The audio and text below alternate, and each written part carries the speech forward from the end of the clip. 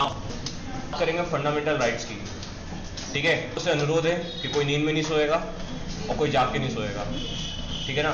तो ना fundamental rights वो देखना है सबसे पहले, ठीक है।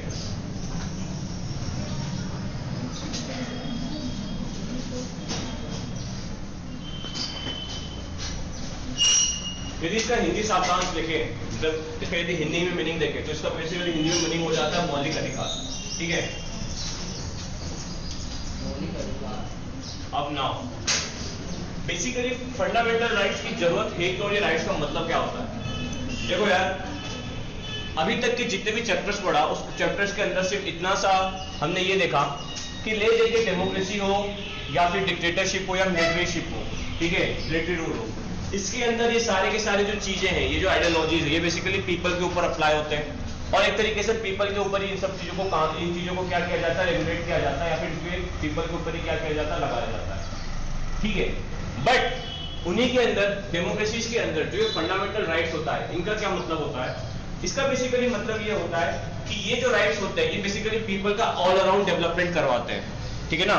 उसका सर्वांगीण रूप से क्या करवाते हैं, विकास करवाते हैं। सर्वांगीण इन द सेंस उसका हर तरीके से विकास, लाइक इन द सेंस उसकी मेंटल हेल्थ हो, उसकी फिजिकल हेल्थ हो, उसकी सोशियोलॉजी हेल्थ हो, उसकी स्पिरिचुअल हेल्थ हो, या फिर उसके साथ किसी के रिलेशंस हो, या फिर उसकी सोसाइटीज के अंदर किस तरीके से उसका व्यवहार हो, उसका किस तरीके से बिजनेस सेटअप हो, इन सभी चीजों के अंदर जो उसका बेसिकली क्या होता है, एक तरीके से डेवलपमेंट होता है। वही डेवलपमेंट के अंदर जो एक कैटलिस्ट फैक्टर होता है, कैटलिस्ट फैक्टर होता है, उसी कैटलिस्ट फैक्टर के अंदर ये फंडामेंटल राइट्स आता है।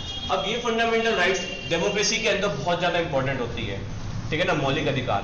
क्योंकि भैया देखो, डेमोक्रेसी के अंदर बेसिकली मतलब क्या होता है कि आपको पीपल का क्या करना है, डेवलपमेंट करना है। क्योंकि डेमोक्रेसी का सिंपल मतलब क्या करना है, सिंपल मतलब क्या है कि भैया जो गवर्नमेंट है वो किसकी है, पीपल की है। तो ले देखिए, यदि गवर्नमेंट पीपल की है तो भैया पीपल का ही क्या होना चाहिए, डेवलपमेंट होना चाहिए।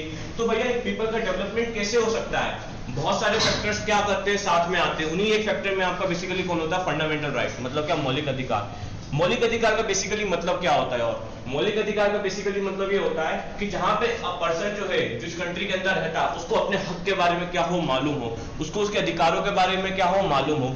क्यों उसको अपने अधिकारों के बारे में क्यों मालूम होना चाहिए भैया, देखो यार, यदि उसको अपने अधिकारों के बारे में मालूम नहीं होगा तो इसका एक तरीके से उसके ऊपर नेगेटिव इंपैक्ट पड़ेगा। क्यों, क्योंकि कोई भी व्यक्ति उसके ऊपर आके क्या कर लेगा, उसके साथ शोषण कर लेगा, उसका एक्सप्लॉयटेशन कर देगा। तो उसी के लिए हमारे कॉन्स्टिट्यूशन के अंदर फंडामेंटल राइट्स को क्या किए गए, रखे गए। ये एक तरीके से क्या है, पीपल का ऑल अराउंड डेवलपमेंट करवाते हैं। अब नाउ दो कंपैरिजन बता दो, fundamental rights versus human rights, ठीक है। इसका मतलब होता है मानव अधिकार, ठीक है।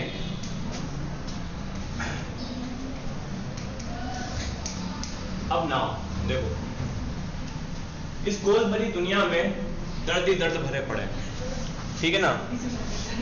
कहीं क्या बोलते हैं, कहीं धुआं है तो कहीं राख, वो वाली बात होती है, ठीक है ना।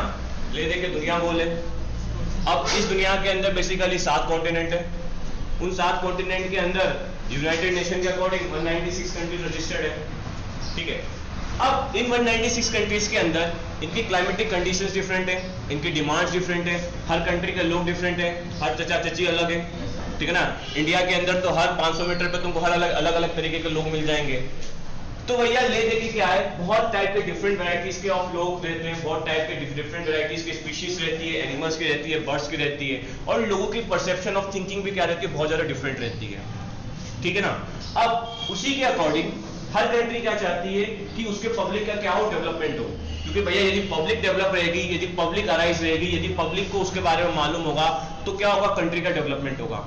तो उसी के अकॉर्डिंग कंट्रीज क्या करती है, अपने देश के मुताबिक क्या देती है, लोगों को कुछ अधिकारें देती हैं, और वही अधिकारें बेसिकली किसके अंदर आ जाती हैं, फंडामेंटल राइट्स के अंदर आ जाती हैं, ठीक है।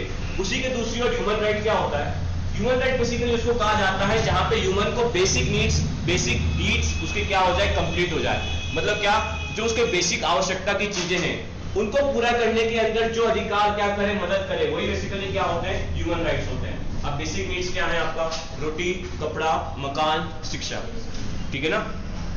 इन सब चीजों के अंदर जो बेसिकली आपके अधिकार जो हेल्प करे वही आपके क्या है, बेसिकली ह्यूमन राइट्स हैं, ठीक है। अब नाउ ह्यूमन राइट्स जो होता है ये बेसिकली कौन डिक्लेयर करता है? ये डिक्लेयर करता है ह्यूमन राइट काउंसिल करता है। ह्यूमन राइट काउंसिल किसके अंदर आता है? यूनाइटेड नेशन के अंदर आता है। यूनाइटेड यूएन नहीं मालूम? अच्छा, वर्ल्ड वॉर 2 पढ़ा था? वर्ल्ड वॉर 2 के एंड में कौन सी ऑर्गेनाइजेशन बनी थी? क्या करोगे जान के? तो जब वर्ल्ड वॉर 2 एंड हुआ था तो फ्यूचर के अंदर वर्ल्ड वॉर 3 ना हो, तो उसी के लिए बेसिकली क्या हुआ? यूएनओ बना। यूएनओ के अंदर बेसिकली क्या, इस यूएनओ के अंदर ये देखा गया कि भैया किसी भी तरीके का फ्यूचर के अंदर वर्ल्ड वॉर ना हो। साथ ही साथ वर्ल्ड वॉर 2 के अंदर जितने नुकसान हुए, जितना मैन लॉसेस हुआ, वुमेन लॉसेस हुए, जितना ह्यूमन लॉसेस हुआ, क्योंकि भैया तुमको मैंने बताया था हिटलर ने कितना ठोका था, ठीक है? रशिया के अंदर कितने लोग मरे थे, आपको बैटल ऑफ स्टर्लिंग का भी मैंने बताया होगा, या बैटल ऑफ सेंट स्मोक का भी बताया होगा। उसके बाद अमेरिका के अंदर हिरोशिमा एंड नागासाकी के अंदर, तो ले दे कि यार बहुत ज्यादा ह्यूमन लॉसेस हुए थे। तो भैया उन ह्यूमन लॉसेस को कंट्रोल करने के लिए और साथ ही साथ फ्यूचर के अंदर कोई भी कंट्री किसी भी तरीके का वॉर खड़ा ना करते, तो उसी को सोल्व आउट करने के लिए यूएन ने क्या करते, ह्यूमन राइट्स काउंसिल का क्या करते, डेवलपमेंट कर दिया। और वहीं पर उन्होंने चीज रख दी कि भैया हर कंट्री के अंदर जो भी ह्यूमंस हैं उनको क्या करना पड़ेगा, बेसिकली मतलब जो उनकी पब्लिक है उनको बेसिकली ये चीजें प्रोवाइड करवानी पड़ेगी जो उनके ह्यूमन राइट्स होंगे। अब ह्यूमन राइट्स और फंडामेंटल राइट्स के अंदर बेसिकली डिफरेंस क्या होता है? ह्यूमन राइट्स जो होते हैं वो बेसिकली एक तरीके से कॉन्स्टिट्यूशनल वैलिड होते भी हैं और ना भी होते हैं। मतलब कहना क्या चाहता हूं कि भैया जो ह्यूमन राइट्स होते हैं वो कॉन्स्टिट्यूशनली वे में एक तरीके से वैलिडिटी जो होती है, मतलब कॉन्स्टिट्यूशन के अंदर उनका प्रॉपर एक तरीके से क्या बोलता है, इंस्क्रिप्शन नहीं होता है।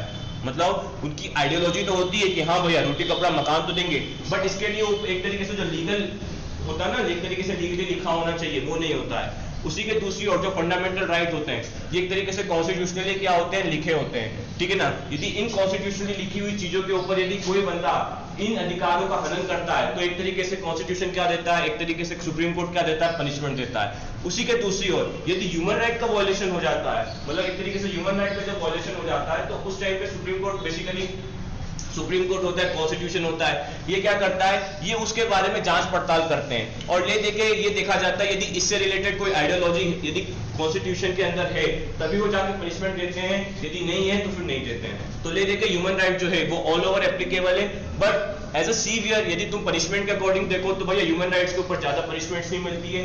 उसी के दूसरी ओर जो फंडामेंटल राइट्स होते हैं, फंडामेंटल राइट्स का यदि एक तरीके से वॉयलेशन हो जाता है तो उसके ऊपर क्या मिलते हैं, बहुत ज्यादा पनिशमेंट्स मिलती है। इतना क्लियर है, ठीक है ना। तो ये basically human rights and the fundamental rights के बीच अंदर क्या है, डिफरेंस है।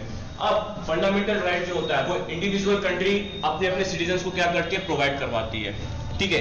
अब नाउ किसी भी कंट्री के अंदर दो टाइप के लोग होते हैं, एक उसके सिटीजन्स होते हैं और एक कौन होते हैं, फॉरेनर्स होते हैं, ठीक है। तो हर कंट्री सिटीजन्स को भी क्या करती है, फंडामेंटल राइट प्रोवाइड करवाती है, और हर कंट्री अब फॉरेनर्स को भी क्या करवाती है, कुछ फंडामेंटल राइट्स क्या करवाती है, उपलब्ध करवाती है, ठीक है। तो अब हम इंडिया के रिलेटेड बात करेंगे कि भैया इंडिया के अंदर कौन से फंडामेंटल राइट्स हैं, कौन से सिटीजन्स को मिलते हैं, कौन से फॉरेनर्स को मिलते हैं, उन फंडामेंटल राइट्स का हमारी लाइफ में क्या इंप्लीकेशन है, उस फंडामेंटल राइट्स का एक तरीके से मतलब क्या है, उसी के बारे में क्या करेंगे, जानेंगे। तो सबसे पहले मैं क्या करूंगा, सारे फंडामेंटल राइट्स लिख देता हूं, तो उसके बारे में थोड़ा ब्रीफ आइडिया तुमको दे देता हूं।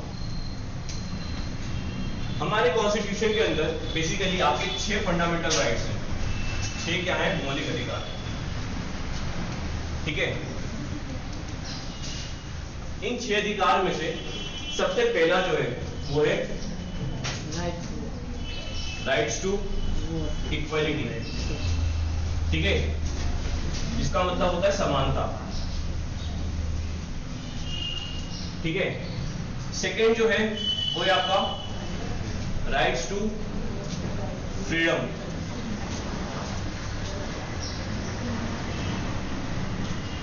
स्वतंत्रता, ठीक है। क्या है, राइट्स अगेंस्ट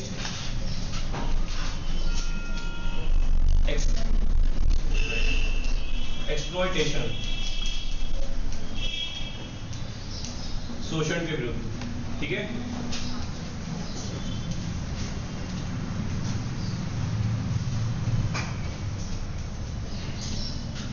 उसके बाद चौथा है rights to freedom of religion, धार्मिक स्वतंत्रता,